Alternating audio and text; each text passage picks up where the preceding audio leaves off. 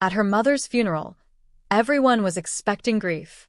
Instead, my sister-in-law seized the stage, announcing she would inherit $700 million. But that's when a secret came to light, a truth that would shake the family to its core. What she did next would shock not only the family, but her coworkers too. Before we dive deeper into the story, let me pause for just a moment because something is weighing on me. If you're listening right now, help me prove something wrong. My mother said I wouldn't even reach 1,000 subscribers, but I believe stories like this deserve to be heard. Help me show her that these tales matter. Please subscribe to Olive Revenge Stories, and let's keep breathing life into stories that were never meant to stay silent. Now, let's continue. My name is Rebecca Hartwell, and I'm a financial advisor with over 2 decades of experience working in the corporate world. For years, I watched as families crumbled under the weight of inheritance disputes, but nothing prepared me for what happened to my own family. This is the story of how greed, manipulation, and ambition collided in one of the most shocking inheritance scandals I've ever witnessed. It's a story that starts with a woman named Catherine Matthews, my mother, who built an empire from nothing. Catherine came from a modest background in Ohio. Her parents were teachers, hardworking and principled, but they never had much money. Growing up, Catherine learned the value of hustle, integrity, and determination. She went to college on a full scholarship, studied business and accounting, and by the time she was 23, she had her first job at a small accounting firm in Cleveland. She was hungry, ambitious, and she had something that most people lack: vision. Over the next 40 years, Catherine transformed that small accounting firm into a multinational financial services corporation with offices in 32 countries. She employed over 5,000 people, managed assets worth in the billions, and became one of the most respected businesswomen in America. She was featured in Fortune magazine, Forbes, and Business Insider. She was a mentor to countless women in the corporate world. She was my mother, and she was extraordinary. But Catherine wasn't just a businesswoman. She was a mother to 3 children. There was Michael, my oldest brother, who followed in her footsteps and became a senior partner in her company. There was James, my younger brother, who chose a different path and became a surgeon, pursuing medicine instead of business. And then there was me, Rebecca, the middle child who worked directly under Catherine in the family business. We were close, Michael and I, bound by the pressures and privileges of being in the inner circle of such a powerful woman. Our family life wasn't always perfect. Catherine was demanding, sometimes cold, often distant. She had little patience for weakness or excuses. But she loved us fiercely, and we knew it. She drove us to be better, to work harder, to never settle for mediocrity.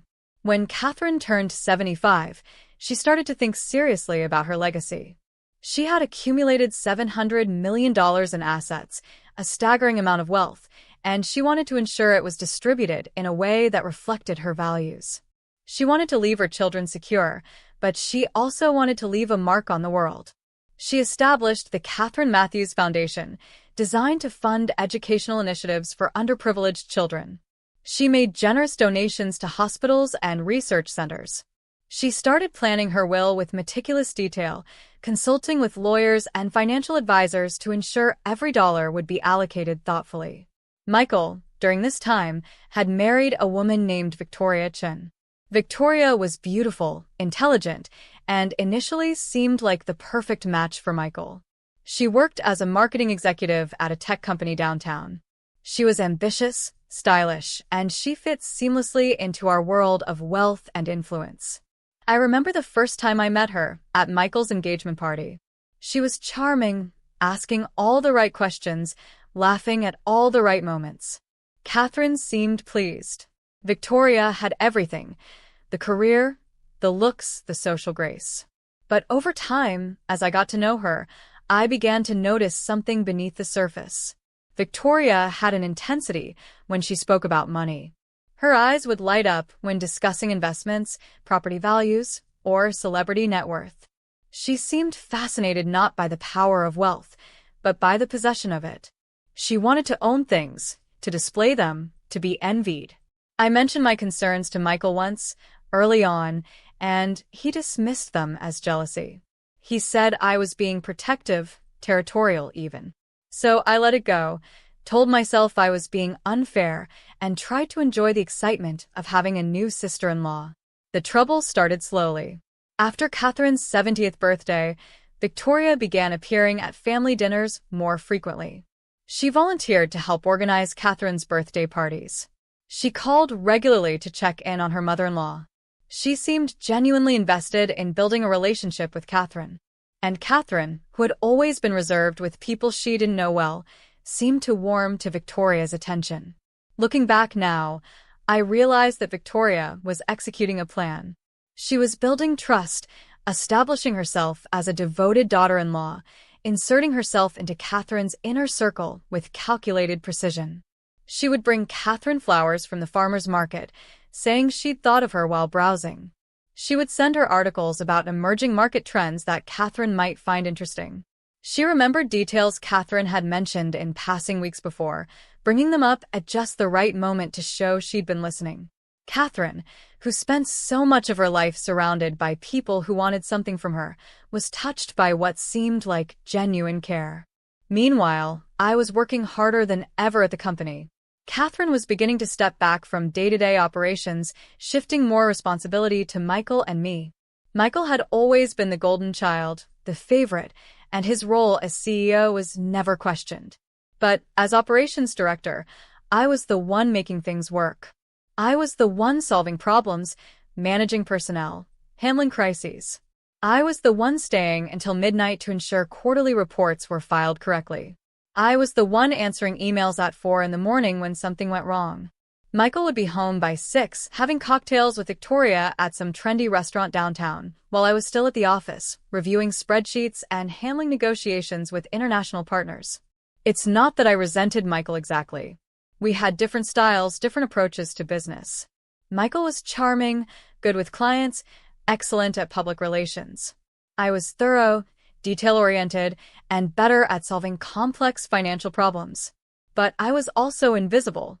People knew Michael's name. People didn't know mine. That disconnect, that invisible exhaustion, would eventually matter more than I could have imagined. 18 months before Catherine's death, she had a heart attack. It wasn't fatal, but it was serious enough to scare her. She spent a week in the hospital, and when she came home, she was changed. She was more reflective, more aware of her mortality. Within 3 months, she had completely revised her will. The details were kept secret, as is often the case with wills in wealthy families, but we knew she'd made significant changes. She also started spending more time with Victoria. The two of them would have lunch together, just the two of them. They would take walks around the property.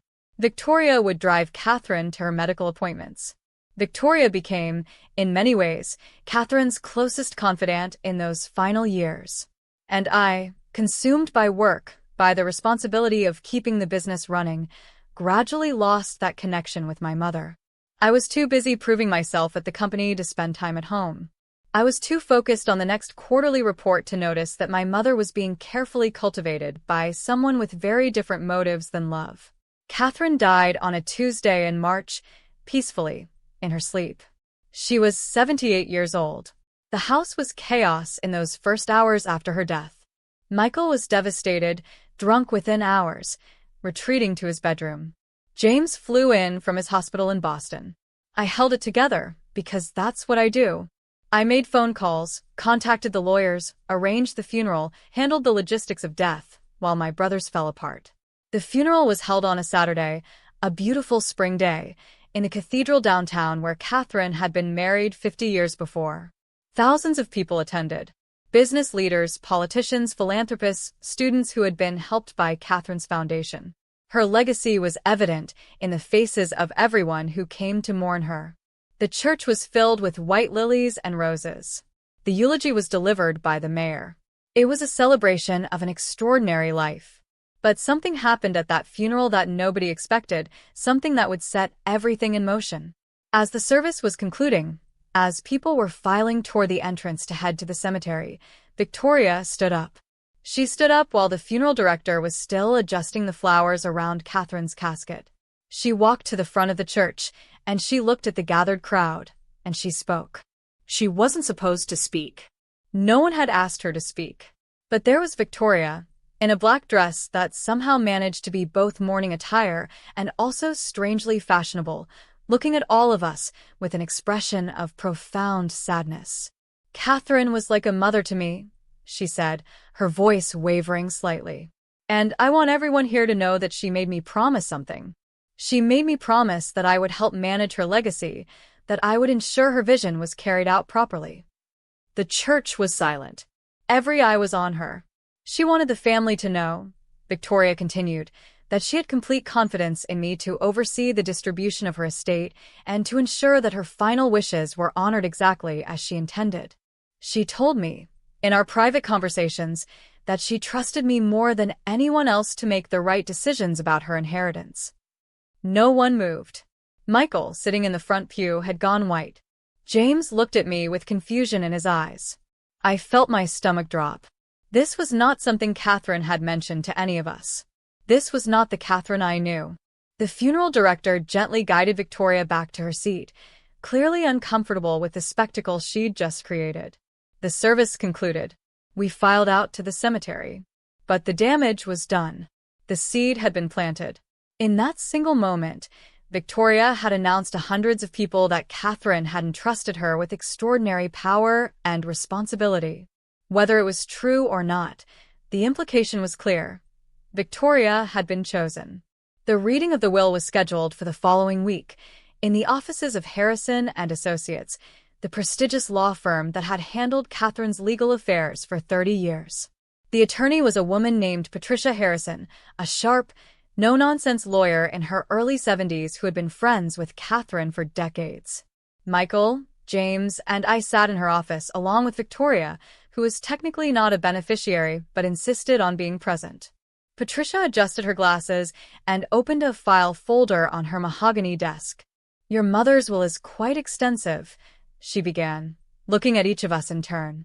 "She spent considerable time on this document in the months before her passing.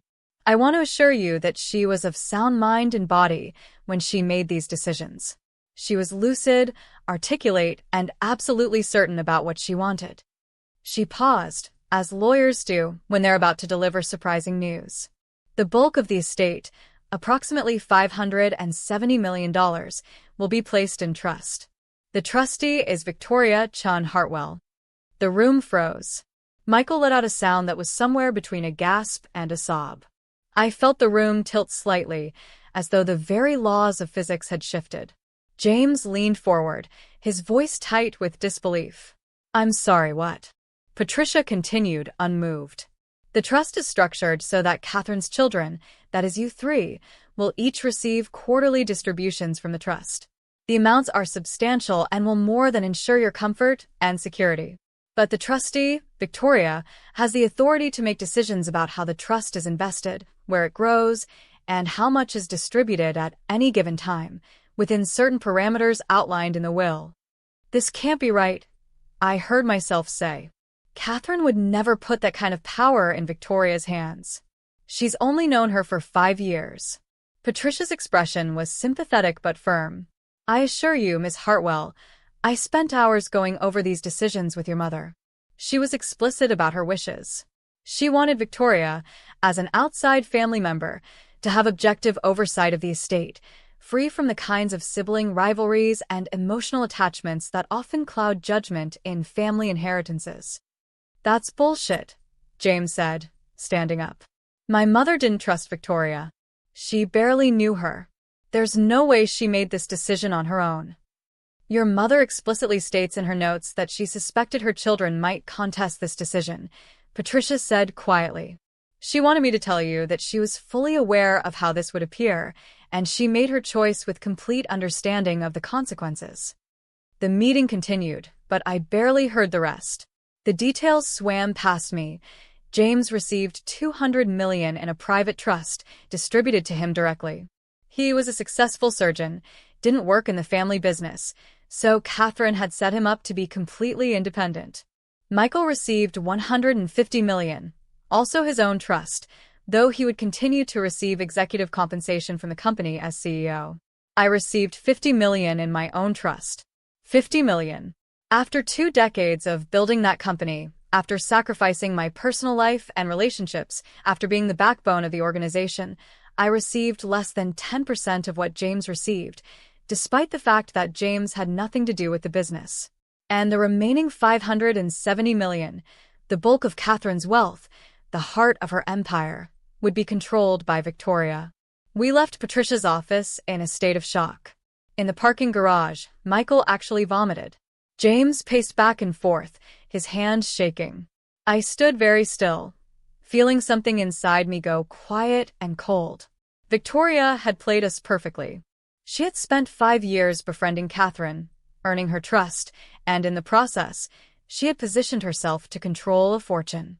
The question that burned in my mind was, how? How had she convinced my mother to make this decision? What had she said? What had she done? Over the following weeks, I became obsessed. I couldn't eat, couldn't sleep. I was spinning through the months and years, trying to understand where the shift had happened, what I'd missed. I went through old emails between Catherine and Victoria, which Victoria had the nerve to forward to me, as though proving how close they'd been. I read dozens of messages full of personal observations, emotional support, and seemingly genuine concern. But reading them with fresh eyes, seeing them in the context of what had transpired, I could see the manipulation. Every message was designed to build intimacy, to create the sense of a special relationship. Every personal revelation from Catherine was met with Victoria's apparent understanding and wisdom. Victoria had studied my mother like a book, learned her language, her values, her fears, and she had used that knowledge to burrow her way into Catherine's confidence. Michael was devastated, but in a different way than me. He was angry at Victoria, yes, but he was also angry at Catherine. He felt betrayed by his mother's decision, and he drank more, worked less, and generally spiraled. His marriage to Victoria became a dark comedy of resentment and obligation. They continued to live together, continued to present themselves as a couple to the outside world, but the warmth was gone. Victoria became cold toward him, dismissive even. She had what she wanted from him now, the marriage certificate that gave her legitimacy and control of the estate. The irony was that her greed had actually been satisfied, yet her behavior became worse. Within 6 months of inheriting the trustee position, Victoria had fired 3 key people from the company, including the woman who had served as head of operations for 15 years. She had redirected millions of dollars into real estate ventures that Michael and I recognized as risky. She had started taking extended trips to international locations without informing Michael or the board of directors. She began hiring people for executive positions, people she'd met through her network, people who owed her favors. It was clear that Victoria had plans for Catherine's fortune, plans that had nothing to do with Catherine's legacy or vision. I wanted to fight. Every fiber of my being wanted to challenge the will, to investigate Victoria's influence, to prove that she had manipulated Catherine into making a decision that contradicted everything my mother actually believed. But Patricia Harrison was unmoved by my concerns. "Your mother's will is airtight," she told me when I scheduled a meeting to discuss the possibility of a lawsuit. "Challenging it would be extraordinarily expensive, and you would have to prove that your mother was not of sound mind or that Victoria engaged in undue influence. You would have to have evidence of coercion, or manipulation, or fraud. Without that, the courts will not overturn a valid will." I didn't have evidence. Victoria had been too careful, too smart. She had played the long game, and she had won. But then something unexpected happened. I was sitting in my office one afternoon, 6 months after the will was read, when I received a phone call from someone I hadn't heard from in years. Her name was Susan Martinez, and she had worked at the company for nearly 3 decades. Susan had been a close associate of Catherine's, and she had been present at many of Catherine's business meetings, charity events, and professional engagements. Susan had also witnessed Catherine in her personal moments, had seen my mother navigate her relationships with her children, and had observed the arc of her life over decades. Susan told me that she was calling because she had something to tell me, something she felt morally obligated to share, but she needed my absolute discretion. We met at a coffee shop across from the office, somewhere Victoria was unlikely to find us. Susan looked older than I remembered her, worn down by something. She ordered a black coffee and didn't bother with small talk. Victoria has been to Catherine's doctor's office, Susan said without preamble. I found out through my sister, who works as a nurse there. Victoria started coming to Catherine's appointments about 2 years ago, when Catherine was seeing a cardiologist regularly following her heart attack. According to my sister, Victoria would sit in on the appointments and ask the doctor about Catherine's medications, her health prognosis, her life expectancy. The doctor found it suspicious enough that he documented it in his notes. I felt something crystallize in my chest. Why are you telling me this? I asked. Because, Susan said, meeting my eyes, I'm 72 years old, and I'm retiring next month. I'm leaving before Victoria manages to do to this company what she did to Catherine. And I couldn't retire knowing that I hadn't told you what I knew. Your mother was a good woman, Rebecca. She didn't deserve to have her fortune taken by someone who saw her as nothing but a bank account. That conversation changed everything. It gave me context for the emails, for the sudden shift in Catherine's priorities, for the mysterious conversations Victoria had mentioned in those carefully crafted messages. It suggested a pattern of behavior that went beyond simple social engineering.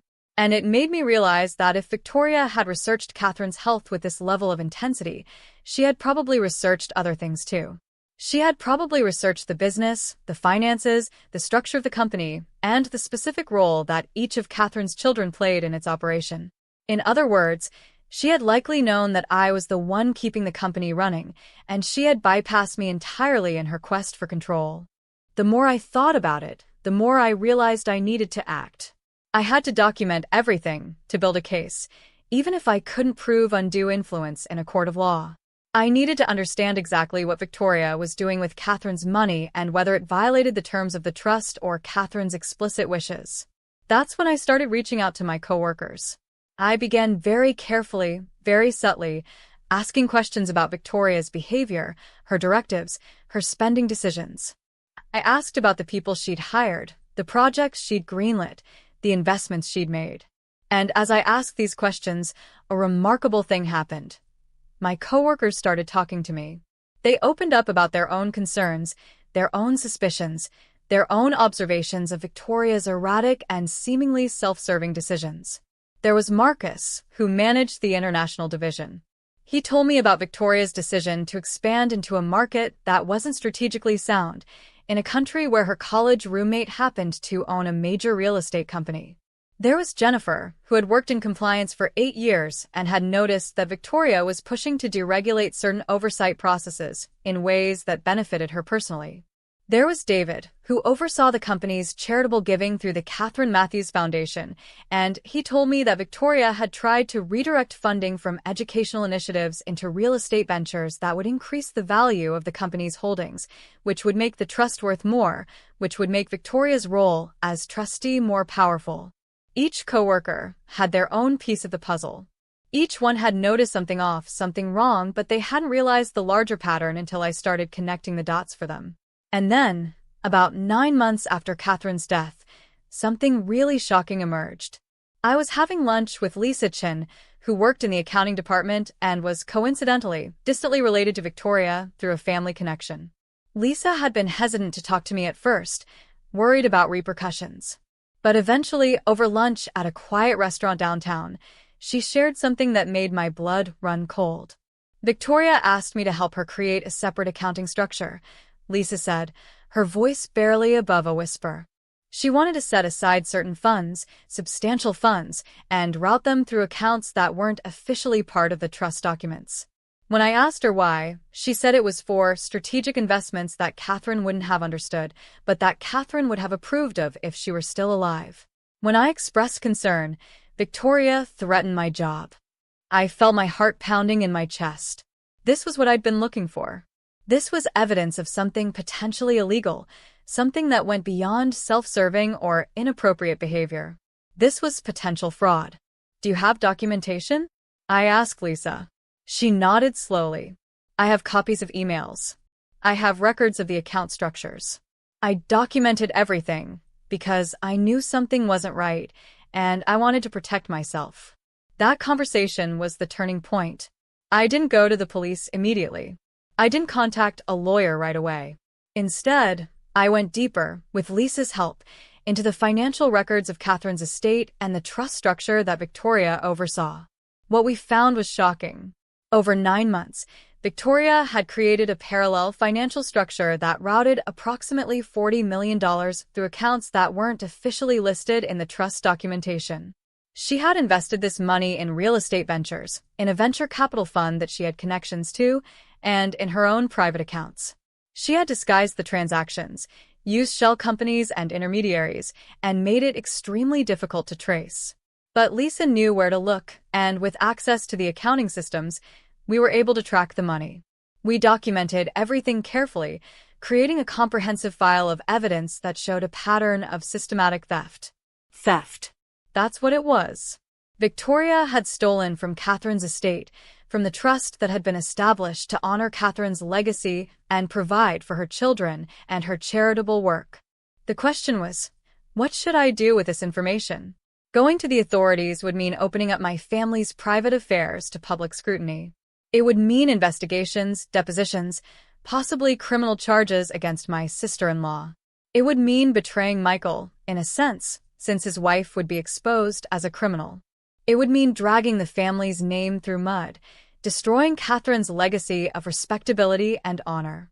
But not going to the authorities meant allowing Victoria to continue her theft, meant enabling her to potentially steal more, meant abandoning Catherine's wishes, and allowing a con artist to profit from my mother's death. I didn't tell Michael what I'd found. I couldn't, because I knew he would tell Victoria, and Victoria would cover her tracks. Instead, I reached out to Patricia Harrison again, this time with a detailed file of evidence. I walked into her office with Lisa's documentation, with my analysis of the financial records, with the email chain showing Victoria's explicit instructions to hide money away from the official trust structure. Patricia looked at the materials for nearly an hour without speaking. When she finally looked up, she was pale. "This is very serious," she said quietly. "If what you're showing me is accurate, Victoria has potentially committed trust fraud, money laundering, and wire fraud. This goes well beyond the scope of a will dispute." "Can you do something about it?" I asked. "Can you address it without going to the authorities?" Patricia shook her head. "I'm an attorney. If I'm aware of ongoing criminal activity and I don't report it, I'm potentially complicit. I'll need to bring in some colleagues, and we'll need to conduct a full audit of the trust's finances. But Rebecca, you need to understand that this is going to escalate. Once we open this door, it won't close quietly." And that's exactly what happened. Patricia brought in a forensic accountant. The accountant discovered that Victoria had stolen not $40 million, but nearly $80 million over the course of 9 months. She had created a web of transactions so complex that it had taken a specialist hours to unravel. The forensic accountant also discovered something even more disturbing. Victoria had made multiple transfers to an offshore account, suggesting she had been planning to disappear or to hide the money beyond the reach of American authorities. Patricia, following her legal obligations, reported the matter to the FBI. And that's when everything exploded. Federal agents showed up at the company on a Tuesday morning. Victoria was arrested at her home, led away in handcuffs while Michael watched in shock from the front window of their house. A criminal investigation was launched. Every transaction, every email, every communication that Victoria had engaged in was scrutinized. The story broke to the media that same afternoon. By evening, it was on the news. Daughter-in-law of deceased billionaire charged with trust fraud and theft. The headlines were brutal. The story was everywhere: television, newspapers, social media. People who had attended Catherine's funeral and heard Victoria's audacious speech at the church now understood what they had witnessed. It wasn't a heartfelt tribute to Catherine's faith in her daughter-in-law. It was a predator announcing her victory to a crowd of witnesses. The reaction from the co-workers was extraordinary. Marcus came to me and said he was willing to testify about the questionable investments. Jennifer offered her documentation of the compliance violations. David talked about his concerns regarding the foundation's redirected funds. Even people who had barely spoken to me before came forward with their own observations, their own evidence, their own questions they had wondered about over months of working under Victoria's leadership. It turned out that dozens of people had noticed something wrong. Dozens of people had felt uncomfortable with Victoria's decisions. But they had assumed they were alone in their concerns, or they had been afraid to speak up, or they had doubted themselves. Now, faced with the reality of what Victoria had done, they were able to put their individual observations into a larger context. They weren't crazy. They hadn't been imagining things. Victoria really had been manipulating and stealing and lying all along. The trial lasted 3 months. Victoria's defense was that she had been acting in the best interest of the trust, that the investments she'd made were strategic, that the routing of funds through alternative accounts was merely a financial strategy that Catherine would have approved of. She claimed that her intentions were noble, that she had been protecting the trust's assets, that everything she'd done had been in the service of growing the estate's value. The prosecution showed her emails, her financial records, her offshore accounts. They brought in forensic accountants who explained the complexity of her fraud. They presented testimony from co-workers who described her increasingly erratic behavior, her inappropriate demands, her threats. And they presented testimony from Lisa Chin, who had blown the whistle on the operation by providing documentation that made the fraud impossible to deny. The verdict, when it came, was overwhelming. Victoria was found guilty on all counts: wire fraud, trust fraud, money laundering, and attempted asset concealment. She was sentenced to 15 years in federal prison. The judge's statement was particularly scathing.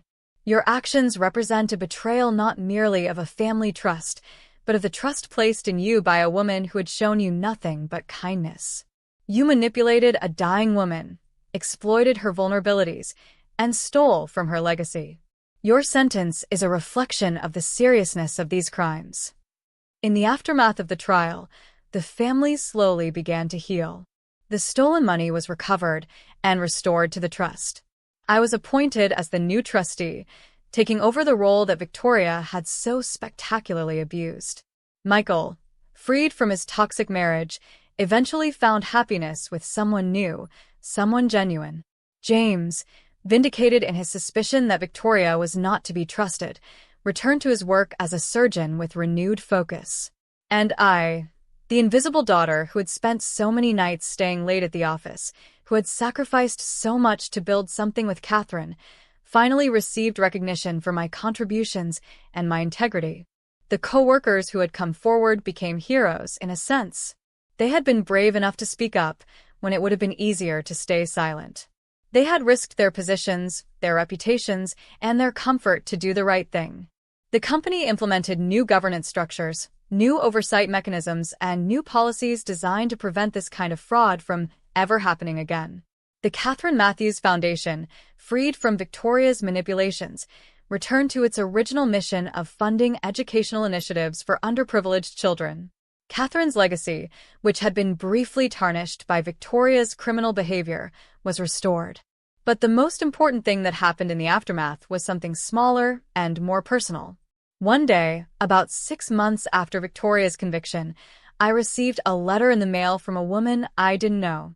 She wrote that she had been one of the foundation's scholarship recipients 20 years ago, that Catherine's funding had made it possible for her to attend college, and that she had just graduated from law school and was starting her career as a civil rights attorney. She wrote that she had heard about the trial, about how the family had stood up to corruption and fraud, and she wanted me to know that Catherine's impact on the world continued, that the good that Catherine had done could not be erased by one person's greed, and that she was going to dedicate her career to justice partly because of the example that Catherine had set and that I had honored by fighting for the truth. I cried reading that letter. It reminded me why Catherine had built what she built, why she had fought so hard, why she had insisted on integrity and honesty even when the cost was high. So here's what I learned from this experience, what I need you to understand as you listen to this story. Greed is not always obvious. It doesn't always announce itself. Sometimes it comes in the form of a charming smile and a carefully constructed relationship. Sometimes it hides behind words of affection and gestures of care. Sometimes it takes years to reveal itself, and by the time you understand what's happening, the damage has been done. But here's what I also learned. Truth has a way of emerging. Corruption can be hidden for a time, but it cannot be hidden forever. And the people around you, the people you work with every day, they notice things. They see what's wrong. And if you create a space where they feel safe enough to speak, if you show them that integrity matters, they will stand with you. They will help you fight. They will help you win. Michael recently told me that he sometimes thinks about what his life would have been like if Victoria had succeeded, if she had managed to hide the fraud, if she had gotten away with what she'd done. He said he would have spent the rest of his life with someone he didn't trust, someone he didn't respect, knowing on some level that she didn't love him, that she had married him as a means to an end. He said, in a way, Victoria's arrest had freed him more completely than any divorce ever could have. And I think about Catherine, and I wonder if she somehow knew, on some level, that Victoria wasn't trustworthy. I wonder if maybe that clause in the will, the one that appointed Victoria as trustee, was a test. A final test from my mother to see if her children would defend her legacy, if we would fight for truth, if we would stand up to manipulation and fraud. If that was the case, then I like to think that we passed. So, if you're still listening to this story, if you've stayed with me through all of this, thank you. Thank you for believing that stories like this matter, that tales of corruption and redemption deserve to be heard, that the voice of someone speaking truth is worth your time. These stories matter because they remind us that integrity is possible, that truth can prevail, that the people around us are stronger and more loyal than we sometimes believe. Victoria bet her entire scheme on the assumption that the people working at Catherine's company wouldn't care, wouldn't notice, wouldn't bother to speak up. She was spectacularly, catastrophically wrong. And that's what I want you to remember. When you see something wrong, when you notice something off, when your instincts tell you that someone isn't trustworthy, listen to that voice. Speak up. Tell someone. You might be the person who stops a tragedy. You might be the voice that changes everything. And if you ever doubt whether your voice matters, remember that it does. It absolutely does. Thank you for listening to Olive Revenge Stories. Please like, subscribe, and share this story with someone you trust. Because stories like this, stories of truth triumphing over greed, stories of ordinary people doing extraordinary things, these stories deserve to be heard and remembered. Thank you.